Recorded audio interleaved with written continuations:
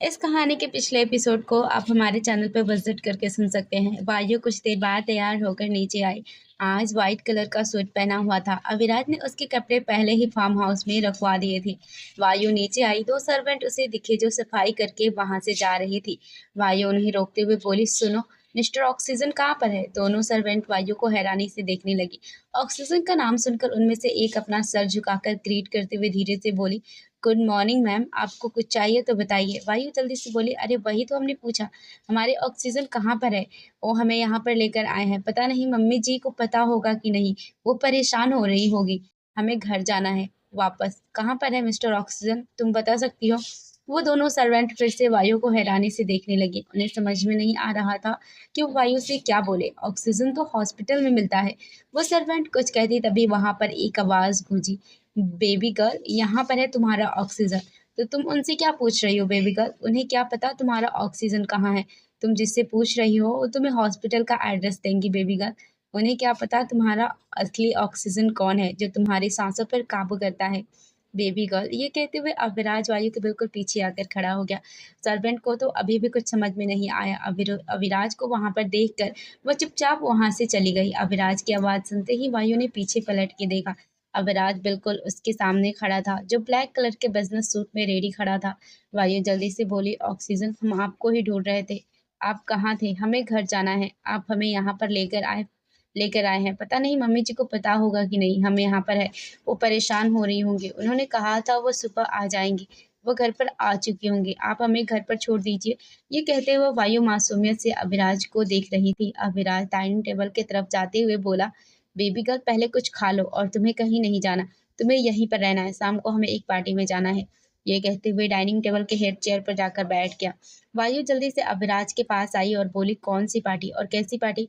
वहाँ हम क्या करेंगे? अविराज थोड़ी सख्त होकर बोला, बेबी गर्ल, कुछ ज्यादा ही सवाल नहीं पूछ रही तुम? तुमसे जितना कहा है उतना सुनो। शाम को तैयार रहना टाइम पर और चुपचाप से बैठकर ब्रेकफास्ट करो। ये कहते हुए वो अपना ब्रेकफास्ट करने लगा। वायु मुंह बनाकर अविराज के बगल में ही चेयर पर बैठ गई और ब्रेकफास्ट को देखने लगी। जैसे उसने सारे खाने को देखा, अविराज की प्लेट की तरफ देखा, उसका मुंह और ज्यादा बन गया। वो मुंह बनाते हुए बोली, हमें ये घास नहीं खाना। ये घोड़े खाते हैं, हम घोड़ी नहीं है। हमें खाना खाना है। ये घास घोड़े घोड़ी खाते हैं। ये कहते हुए वो सारे खाने को देख रही थी, जिसमें ग्रीन सलाद, फ्रूट थे। अविराज छोटी आंखें करते हुए वायु को घूरते हुए बोला, बेबी गर्ल, क्या कहा तुमने? ये कहते हुए वायु को घूर रहा था। अविराज की घूरती हुई नजरें खुद पर देखकर वायु अपनी बात को संभालते हुए हड़बड़ाकर अविराज से बोली, अरे अरे ऑक्सीजन, आप हमें ऐसे क्यों घूर रहे हो? अरे वो आपने गलत सुन लिया। हम ना घोड़ा नहीं, वो हम कह रहे थे, घोड़ा नहीं कह रहे थे हम तो, घड़ी। अरे घड़ी भी नहीं, वॉच कह रहे थे। हाँ, हम वॉच कह रहे थे। ये कहते हुए उसकी सांस गले में अटक गई थी। अविराज ने उसे कमर से पकड़कर अपनी गोद में बिठा लिया। वायु जल्दी से बोली, अरे ये आप क्या कर रहे हो? आप खाना खाइए ना अपना। घास नहीं, सॉरी, खाना, अपने हेल्दी खाना खाइए ना। आप छोड़िए ना हमें। ये कहते हुए उसने अपना चेहरा बिल्कुल मासूम सा बना लिया। अविराज उसकी हर एक बात को अच्छे से समझ रहा था। वो उसकी गर्दन पर उंगली चिल्लाते हुए बोला, बेबी गर्ल, क्या कह रही हो तुम? ठीक से कहो, जो भी कहना है तुम्हें। बेबी गर्ल, क्यों अपना ये रेडियो एफएम खराब कर रही हो? जो कहना है ठीक से कहो। क्यों रेडियो को सुना रही हो मुझे? खुद के लिए रेडियो सुनकर वायु का मुंह हल्का सा उतर गया। बेबी गर्ल, ये मुंह बाद में बनाना, पहले तुम जो बोल रही थी वो बताओ और उसे क्लियर करो। क्या बोला तुमने? घोड़ा, घास, घड़ी या वॉच? वायु धीरे से बोली, हमें आपकी वॉच पसंद नहीं आई, इसे उतार दीजिए। ये सुनकर अविराज बोला, बेबी गर्ल, मुझे तुम्हारा सूट पसंद नहीं आया, मैं इसे उतार दूं? ये कहते हुए उसकी एक आईब्रो ऊपर की तरफ उठ गई थी और वो सूट की डोरियों में अपनी उंगलियों को उलझाने लगा था, जिससे वायु के रोंगटे खड़े हो गए। उसके चेहरे पर उसकी शर्म की लाली बिखर गई। वायु की लाल चेहरे को देखकर अविराज तिरछा मुस्कुराते हुए बोला, ओ बेबी गर्ल, तुम्हारा चेहरा ये इतना लाल क्यों हो गया? मैं तो बस सूट उतारने की बात कर रहा हूँ तुम्हारा, क्योंकि मुझे अब तुम साड़ी में ज्यादा पसंद आती हो बेबी गर्ल। उसमें तुम्हारी कमर पर मेरी उंगलियां अच्छे से टच होती है और ये सूट मुझे तुम्हारी कमर को टच करने नहीं दे रहा बेबी गर्ल। बस मैं तो सूट उतारने की बात कर रहा हूँ, पर तुम्हारा चेहरा देखकर लगता है तुम कुछ और ही सोच रही हो। अगर तुम चाहती हो कुछ और करे तो हम वो भी कंटिन्यू कर सकते हैं, अगर कल के बाद तुम्हारे अंदर एनर्जी है तो। मैं वो एनर्जी लेने के लिए तैयार हूँ, मुझे भी नहीं जाना आज ऑफिस। ये कहते उसने वायु की डोरी को खोला और उसके सूट को उसके कंधे से हल्का सा नीचे करके उसके कंधे पर झुककर कंधे को चूमने लगा। वायु के पूरे शरीर में अविराज के छूते ही करंट दौड़ गया। उसके हाथों की पकड़ अविराज के कंधे पर मजबूत हो गई। वो अपनी आंखें बंद करके गहरी गहरी सांस लेते हुए बोले, ऑक्सीजन, ये आप क्या कर रहे हो, प्लीज छोड़िए ना, कोई देख लेगा। ये कहते हुए वो एकदम से चुप हो गई। अविराज चूमते उसके होठों पर अपनी उंगली रखते हुए बोला, बेबी गर्ल डिस्टर्ब मत करो, बस मुझे महसूस करो, अपना ये रेडियो बाद में ऑन करना, पहले मुझे किस करने दो। ये कहते हुए उसकी गर्दन उसके कंधे तक डीप किस करने लगा। बेइंतहा शिद्दत से वायु की गर्दन के कंधे पर चूमे जा रहा था और हल्के हल्के लव बाइट भी देते जा रहा था, जिसे ना चाहते हुए भी वायु की सिसकियां निकलने लगी थी। अविराज के छूने से वो पूरी पिघलने लगी। अविराज ने किस करते हुए उसे पूरी तरह से अपनी तरफ घुमाया और उसके दोनों पैरों को अपनी कमर पर रख दिए। वायु के हाथ भी धीरे धीरे अविराज के कंधे से हटकर बालों में चलने लगे। अविराज सूट के ऊपर से वायु के जांग को मचलने लगा और दूसरे हाथ से पीठ पर हल्का हल्का चलाते हुए उसके कंधे को चूमे जा रहा था। कंधे को चूमते हुए वायु की गर्दन से उसके होठों के करीब आया। एक नज़र आंखें खोलकर वायु के पूरे चेहरे को देखने लगा, जिसका चेहरा अब पूरी तरह से टमाटर की तरह लाल हो गया था और वो आंखें बंद करके मदहोश भरी आह भर के अविराज को महसूस कर रही थी।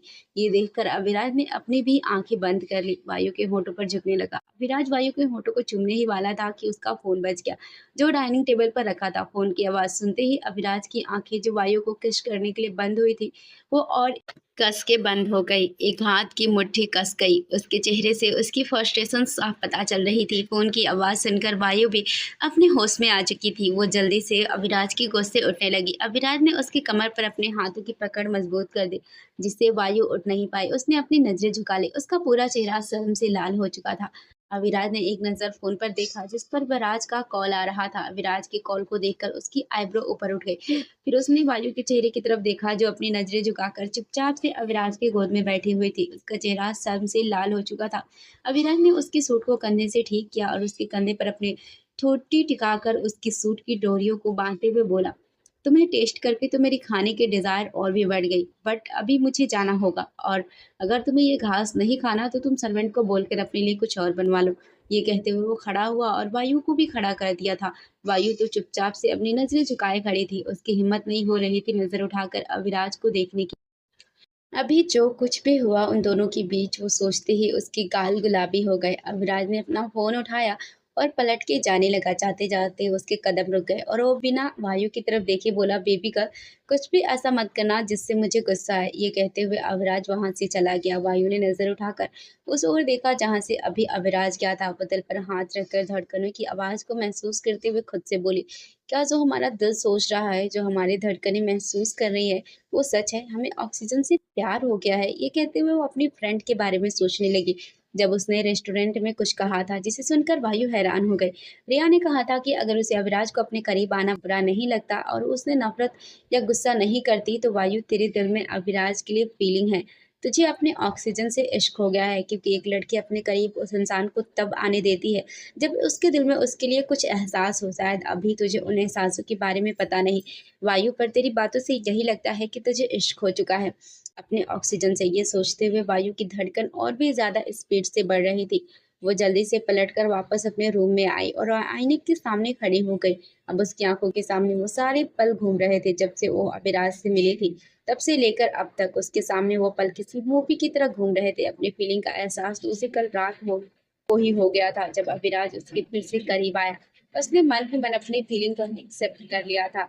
अपने आप को आईने में देखते हुए वायु इन ख्यालों में खोई हुई मुस्कुरा रही थी, पर तभी उसे कॉन्ट्रैक्ट वाली डील की बात याद आई। उसकी मुस्कुराहट पल भर में गायब हो गई। आंखों में नमी ने अपनी जगह बना ली। वो खुद को आईने में देखते हुए तकलीफ भरी आवाज में बोली, ये कैसा इश्क हुआ हमें उस इंसान से जिसने हमारी कीमत लगाई है, जिससे हमें नफरत होनी चाहिए, उसी से हमें इश्क हुआ। और हम शादी को निभाना चाहते थे जब तक मिस्टर ऑक्सीजन हमें खुद से दूर जाने के लिए नहीं कहते। हम दिल से इस शादी को निभाते, पर हमने कभी नहीं सोचा था कि हमारी धड़कनें आपके नाम होंगी ऑक्सीजन। इन धड़कनों पर इश्क की मोहर उस इंसान की लगेगी जिसने हमारी कीमत लगाई। पर पता नहीं क्यों हमारा दिल कहता है, आप जैसे हमें खुद को दिखाते हैं, आप वैसे बिल्कुल भी नहीं है। वायु अपने दिल पर हाथ रखकर अपने आप को मिरर में देखते हुए कहती, दिल में जग रहे हैं अरमान, इश्क की तरफ पहला कदम बढ़ाया हमने। अपने जज्बातों में शामिल कर तुझे दिल में बसाया हमने। तुम कहते हो कीमत दी है तुमने मेरी, तोड़ते हो अपनी बातों से मेरा दिल। इश्क नहीं तेरा चल माना मैंने, पर तुझको तो मोहब्बत में खुदा सा अब बना लिया हमने। ये कहते हुए उसके होठों पर हल्की सी मुस्कान भी थी और आंखों में नमी। वायु खुद के जज्बातों को एक्सेप्ट कर चुकी थी। वायु इतनी पागल नहीं थी कि वो खुद की फीलिंग्स को ना समझे। तभी दरवाजे पर नॉक हुआ।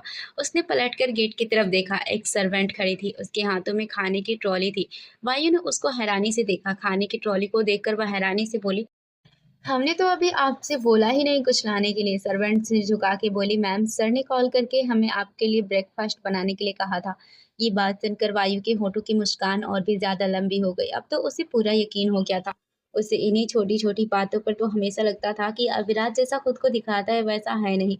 सर्वेंट खाने की प्लेट को टेबल पर रखकर चली गई। वायु सोफे पर आकर बैठी। उसने खाने की तरफ देखा। पहले तो वो हैरान हुई, पर फिर मुस्कुराते हुए अपने गोभी के पराठे खाने लगी। वायु के फेवरेट गोभी के पराठे हैं। अविराज को ये बात पता थी। ये बात सोचकर वो मुस्कुराती हुई ब्रेकफास्ट फिनिश कर रही थी। दूसरी तरफ अविराज का ऑफिस। अविराज गुस्से से कांप रहा था और उसने अविराज की गर्दन को पकड़ा हुआ था। उसके ऑफिस में सब कुछ टूटा हुआ था और उसके दूसरे हाथ से हल्का हल्का खून टपक रहा था। वो अपनी गुस्से से लाल हुई आंखों से अविराज को देख रहा था। अविराज उसके हाथों को अपनी गर्दन से हटाने की कोशिश कर रहा था, बहुत मुश्किल से। कैसे भी करके अविराज ने अपनी गर्दन से अविराज का हाथ हटाया और अपनी गर्दन को सहलाते हुए बोला, तू पागल हो गया है क्या? तेरे ये सब करने से सच्चाई बदल नहीं जाएगी। मैंने खुद तेरी आंखों में एक जुनून देखा है। यार एक्सेप्ट कर उस चीज को। हकीकत से ऐसे मुंह मोड़ने से, इनकार करने से सच्चाई बदल नहीं जाएगी। अपने दिल की धड़कनों को पहचान। तू किसी और की वजह से जिंदगी भर मोहब्बत से, इश्क से दूर नहीं भाग सकता। रिश्ते की कदर कर यार। अभी वो तेरे पास है, उसकी कदर कर ले। अभी तुझे एहसास नहीं है।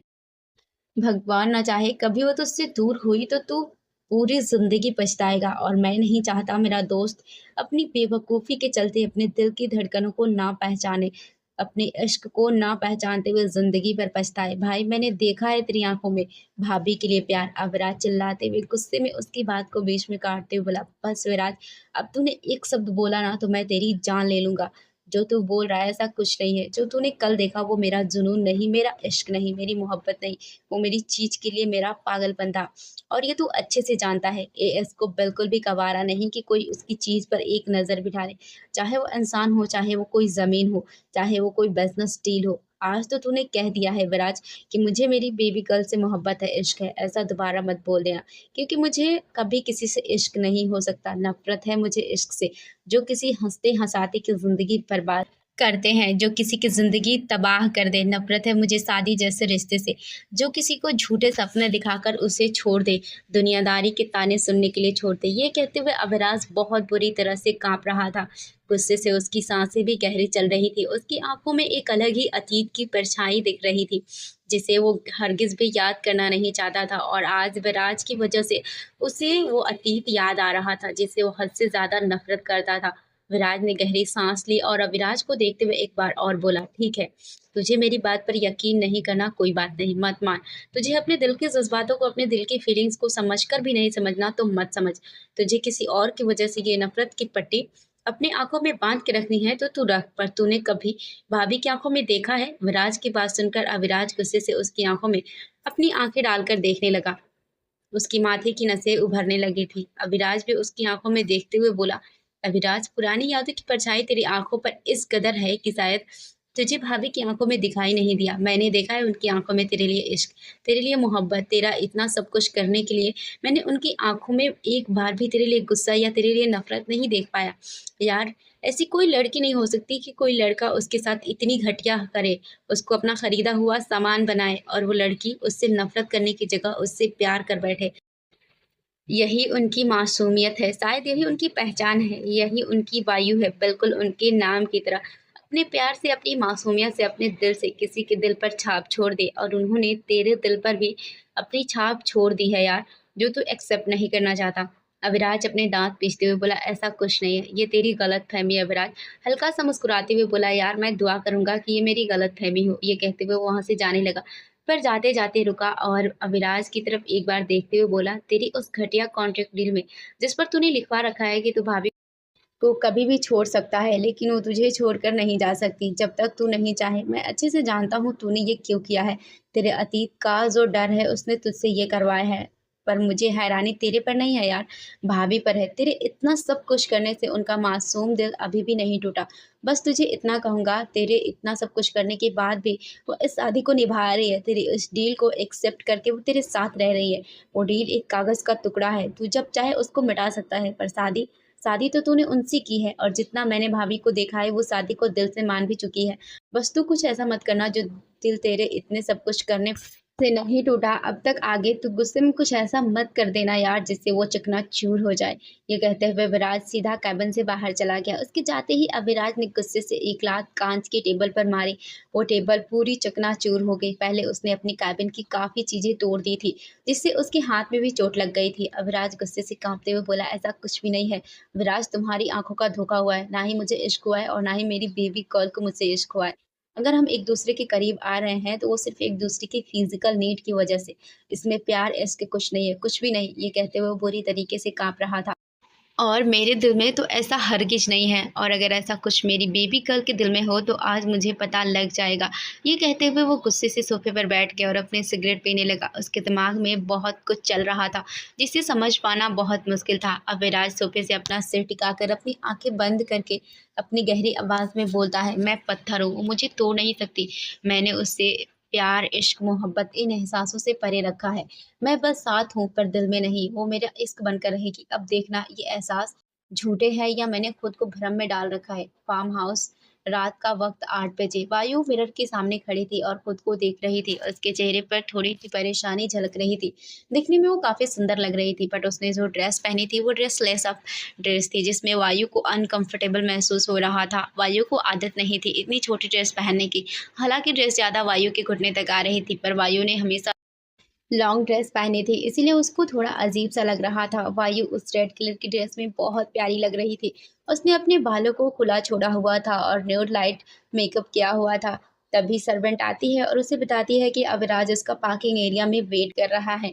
वो आ चुके हैं। वायु हैंड गोल्डन कलर का पर्स लेती है और जल्दी से रूम में से चलकर पार्किंग एरिया में आती है। ड्राइवर जो गाड़ी के बाहर खड़ा था वो बैक सीट का गेट ओपन करता है। वायु जैसे ही अंदर बैठती है उसे गाड़ी के अंदर बहुत सारा धुआं दिखता है, जिससे उसे खांसी आ जाती है। वो हल्का सा मुंह बनाकर कहती है, ऑक्सीजन, ये आपने कितनी सिगरेट पी ली, पूरी गाड़ी में धुआं हो गया है। अविराज जो आंखें बंद करके गाड़ी में सिगरेट पी रहा था, बैक सीट पर उसने वायु का हाथ पकड़ के उसे अपनी गोद में खींच लिया। अविराज ने डार्क ब्लू कलर का सूट पहना हुआ था, उसके साथ वाइट कलर की शर्ट पहनी हुई थी। ऊपर के दो बटन ओपन होने से उसकी हॉट चेस्ट क्लियर दिख रही थी। अविराज के खींचते ही वायु का सिर अविराज के सीने पर टकराया। वायु अपने सिर को मसलते हुए बोली, क्या आप पत्थर से बने हो? हमारा सिर आपके सीने पर लगा, हमें ऐसा लगा किसी ने हमारा सर दीवार पर मारा। ये कहते हुए वो अपने सिर को हल्का हल्का सहला रही थी। उनकी गाड़ी में बैठते ही ड्राइवर ने गाड़ी स्टार्ट कर दी और गाड़ी वहां से निकल चुकी थी। अविराज ने वायु को अच्छे से अपनी गोद में एडजस्ट किया। उसके एक हाथ में अभी भी जलती हुई सिगरेट थी। उसने कस भरते हुए सीट पर अपना सिर टिका के ऊपर की साइड उसका धुआं छोड़ दिया। ये देखकर वायु धीरे से बोली, ऑक्सीजन, आप इतना सिगरेट क्यों पीते हैं? ये सेहत के लिए अच्छा नहीं होता। पूरी गाड़ी में अपने धुआं कर रखा है, आप इसे बुझा दीजिए, हमें घबराहट सी हो रही है। ये कहते हुए उसने अपने गले पर हाथ रख लिया। गाड़ी में सिगरेट का बहुत ही ज्यादा धुआं हो रहा था। अविराज एक और कस भरकर सिगरेट के धुएं को वायु के होठों पर छोड़ते हुए बोला, बेबी कर, इस धुएं की आदत डालो, क्योंकि तुम्हारी जिंदगी भी कुछ इसी तरह है। चाहे तुम्हारा दम घुटे या तुम्हारी सांसें रुके, तुम्हें रहना इसी के अंदर है। अविराज का साथ जिसको मिल गया उसको अविराज तक उसके साथ ही रहना पड़ता है। चाहे मर के, चाहे जीकर, चाहे तड़प कर रहना, तुम्हें अविराज के साथ ही रहना है। ये कहते उसने फिर से अपना सिर पीछे सीट पर टिका लिया। वायु को अविराज की बातें कुछ समझ में नहीं आई। उसको अविराज का बिहेवियर थोड़ा अजीब सा लग रहा था। सुबह अविराज जिस तरीके से उससे बात कर रहा था और अब बात कर रहा था बिल्कुल चेंज था। पर उसने कुछ नहीं कहा। वो उसकी गोद से उठ के साइड में बैठने लगी। अविराज ने उसकी कमर पर पकड़ मजबूत करते हुए कहा, no baby girl, don't move, जैसे बैठी हो वैसे ही बैठी रहो, वरना जितना सिगरेट का धुआं गाड़ी में फैला हुआ है उससे कई ज्यादा सिगरेट का धुआं तुम्हारे अंदर अपने लबों से दूंगा। ये कहते हुए अविराज की आंखें एकदम लाल थी। उसकी आंखों में एक अलग ही नशा था। उसने एक और कस भरा और वायु के होठों पर धुआं के छोड़ते हुए उसके होठों को हल्का सा चूम लिया, जिससे वायु तो बस अविराज को देखती ही रह गई। उसे अविराज की आंखों में कुछ अलग ही एहसास दिख रहे थे। उसने कुछ नहीं कहा। उसने अब चुपचाप से अविराज के सीने पर अपना सिर टिका लिया। कुछ देर बाद उनकी car luxury party launch parking area में आकर रुकी। ड्राइवर ने जल्दी से गाड़ी से उतर के बैक सीट का डोर ओपन किया। अविराज गाड़ी से बाहर निकला और वायु की भी अपने साथ अपना हाथ देकर गाड़ी से बाहर निकाला। दोनों आगे की तरफ आए। पार्टी को देखते ही वायु ने अविराज का हाथ कसकर थाम लिया। ये देखकर अविराज ने अपने हाथ को उसकी कमर पर रखा और उसको चलाते हुए बोला, क्या हुआ बेबी गर्ल, तुम ऐसे क्यों घबरा रही हो? बेबी गर्ल अंदर चलो, मैं हूं ना। ये कहते उसने वायु की कमर को टाइटली पकड़ा और अपने साथ अंदर ले गया। ये पार्टी नीति के डैड ने रखी थी। नीति की बर्थडे पार्टी थी। अविराज वायु जैसे ही पार्टी में एंटर हुए, नीति के डैड ने जैसे ही अविराज को देखा, वो जल्दी से उसके पास आते हैं और उनका वेलकम करते हुए कहते हैं, ए सिंघानिया, हम आपका कब से इंतजार कर रहे थे। हमें लगा नहीं था आप हमारे बुलाने पर आओगे। तभी नीति पीछे से आते हुए बोले, डैड ऐसे कैसे नहीं आते मिस्टर ए सिंघानिया, आखिर हम भी तो इनके बिजनेस पार्टनर। ये कहते हुए नीति अविराज के बिल्कुल नजदीक आ गई। वायु को नीति को देखकर कुछ खास अच्छा नहीं लग रहा था। नीति की डैड दीपक मल्होत्रा जी अविराज की तरफ देखते हुए बोले, एस आप पार्टी एंजॉय कीजिए, मैं अभी आता हूँ। ये कहकर वो चले गए। नीति वायु की तरफ देखते हुए बोली, hello Mrs Singhania, my name is miss नीति मल्होत्रा, आपके हस्बैंड के बिजनेस पार्टनर की बेटी। ये कहते हुए नीति ने अपना हाथ वायु की तरफ बढ़ा दिया। वायु हल्का मुस्कुराई और नीति से हाथ मिला लिया। नीति ने अपना हाथ अब छुड़ाया और अविराज की ओर देखकर बोली, मुझे लगा नहीं था वैसे आप आएंगे। अविराज तिरछा मुस्कुराया और एक नजर वायु को देखते हुए नीति की तरफ देखते हुए बोला, मिस नीति, तुम्हारा बर्थडे है और मैं ना आता, ऐसा हो सकता है क्या? ये कहते हुए अविराज ने वायु की कमर से हाथ हटाया और नीति की कमर पर हाथ रख लिया और उसके कान के पास झुकते हुए बोला, हैप्पी बर्थडे ब्यूटीफुल गर्ल। ये कहते हुए उसकी नजरें वायु की तरफ थी जो अविराज के हाथों की तरफ देख रही थी। नीति खुद भी हैरान हो गई थी। अविराज कभी भी किसी के करीब नहीं जाता था, आज वो खुद उसके करीब आ रहा है। वो मुस्कुराई और अविराज की तरफ देखते हुए बोले, मिस्टर सिंघानिया, क्या आप इस ब्यूटीफुल गर्ल के साथ एक डांस करना पसंद करोगे? ये कहते उसके हाथ अविराज के सीने पर चल रहे थे और ये देखकर वायु की आंखों में हल्की हल्की नमी उतरने लगी। अविराज की तिरछी नजर अभी भी वायु पर थी। वो उसके चेहरे के हर एक भाव को नोटिस करता। उसने अपना सिर हिलाया और नीति को कमर से ही थामते हुए डांस फ्लोर पर चला गया। वायु जी पहले इस पार्टी में आने से पहले घबरा रही थी कि इतनी लोगों के बीच में कैसे जाएगी। अब उसकी नजर किसी पर नहीं थी। उसको किसी चीज की घबराहट नहीं हो रही थी। वो बस अपने नम आंखों से अविराज को देख रही थी। डांस फ्लोर पर अविराज नीति की कमर को थाम कर उसके कंधे पर सिर झुकाकर डांस कर रहा था। देखने में ऐसा लग रहा था जैसे वो उसको किस कर रहा है, पर वो किस नहीं कर रहा था। उसने बस अपना सिर झुकाया हुआ था और सॉन्ग के साथ वो दोनों डांस कर रहे थे।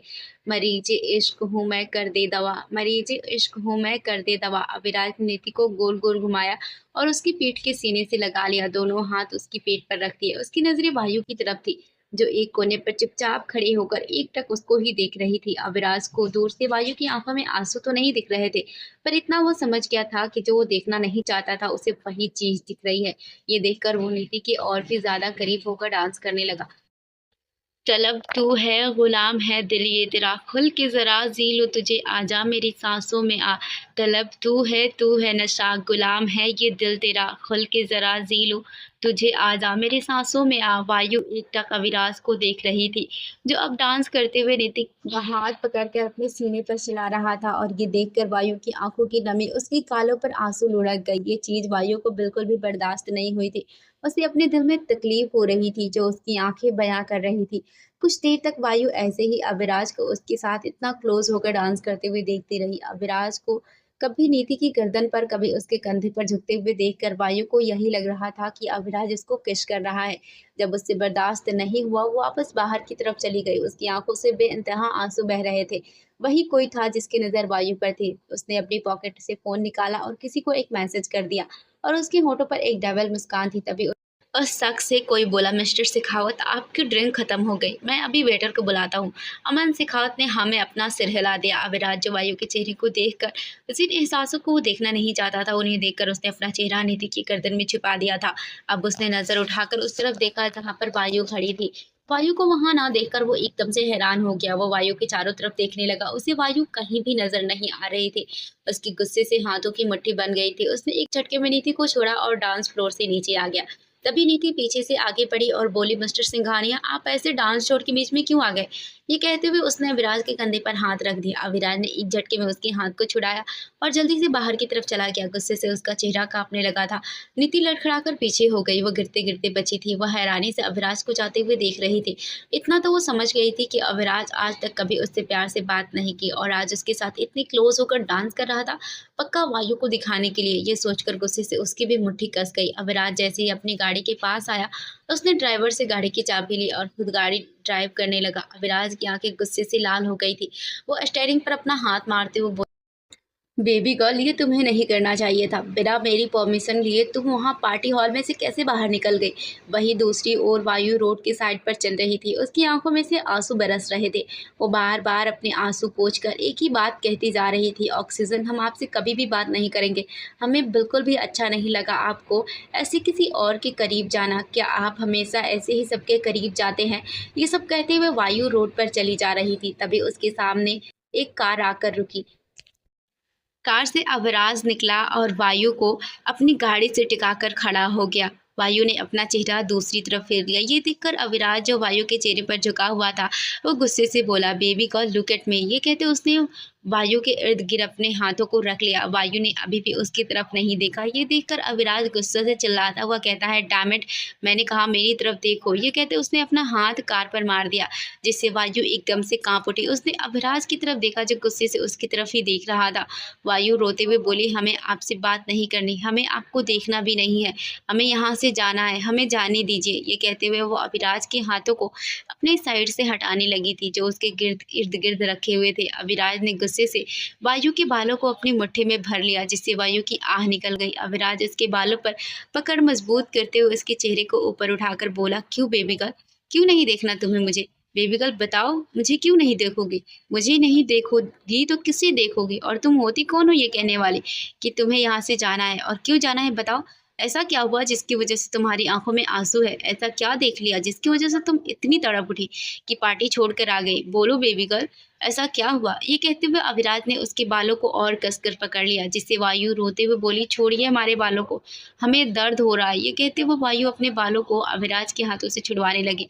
उसे बहुत दर्द हो रहा था। अविराज ने एक झटके में उसके बालों को छोड़ा और गुस्से से कांपते हुए बोला, बेबी गर्ल, मैं आखिरी बार पूछ रहा हूँ, मेरी बात का जवाब दो। क्यों आई तुम पार्टी में से ऐसे? ऐसा क्या हो गया जो तुम बिना मेरी परमिशन के यूं रात को उस पार्टी से बाहर निकल गई और ये सड़कों पर रोते हुए चली जा रही हो?